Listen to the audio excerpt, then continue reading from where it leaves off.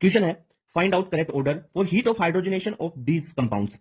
Heat of hydrogenation का concept आपको पता होना चाहिए। कॉन्सेप्ट क्या है? जो हीट ऑफ हाइड्रोजनेशन है नंबर ऑफ पाई बॉन्ड के डायरेक्टली प्रोपोर्शनल होती है। अगर पाई बॉन्ड ज्यादा होंगे हीट ऑफ हाइड्रोजनेशन उतनी ही ज्यादा होगी। अगर पाई बॉन्ड सेम मिल जाए तब आपको स्टेबिलिटी चेक करनी है, और स्टेबिलिटी के इनवर्सली प्रोपोर्शनल होती है, यानी स्टेबिलिटी बढ़ेगी तो हीट ऑफ हाइड्रोजनेशन कम होगी। अब इस कंपाउंड में देखो, सब में देखो दो पाई बॉन्ड है, यानी 4 पाई इलेक्ट्रॉन्स है, यानी पाई बॉन्ड तो सेम है, दो पाई बॉन्ड इसमें, दो इसमें, दो इसमें, पाई बॉन्ड सेम है। अब आप चेक करो स्टेबिलिटी पे आ जाओ। देखो यहां पे ये आपको क्या दिख रहा है? एंटी एरोमेटिक दिख रहा है ना, एंटी एरोमेटिक दिख रहा है। एंटी एरोमेटिक की स्टेबिलिटी सबसे कम होती है, ठीक है। ये है आपका नॉन एरोमेटिक, ये भी नॉन एरोमेटिक दिख रहा है। अब यहां पे देखो ये क्या कर रहा है, इसके साथ कॉन्जुगेशन में है, रेजोनेंस हो रहा है, यहां पे रेजोनेंस हो रहा है, यहां पे नो रेजो, भाई कॉन्जुगेशन में नहीं है। ये देखो sp3 कार्बन आ गया ना, ये तो क्या होगा, रेजोनेंस है तो स्टेबिलिटी बढ़ेगी, स्टेबिलिटी बढ़ेगी तो हीट ऑफ हाइड्रोजनेशन कम होगी। यानी एंटी एरोमेटिक की तो सबसे कम होगी स्टेबिलिटी, स्टेबिलिटी कम तो हीट ऑफ हाइड्रोजनेशन सबसे ज्यादा, तो वाई की सबसे ज्यादा हो गई, ठीक है, वाई की सबसे ज्यादा। अगर रेजोनेंस कर रहा है तो इसकी क्या होगी, स्टेबिलिटी ज्यादा, स्टेबिलिटी ज्यादा तो हीट ऑफ हाइड्रोजनेशन कम, यानी एक्स की सबसे कम आ जाएगी, एक्स की सबसे कम, और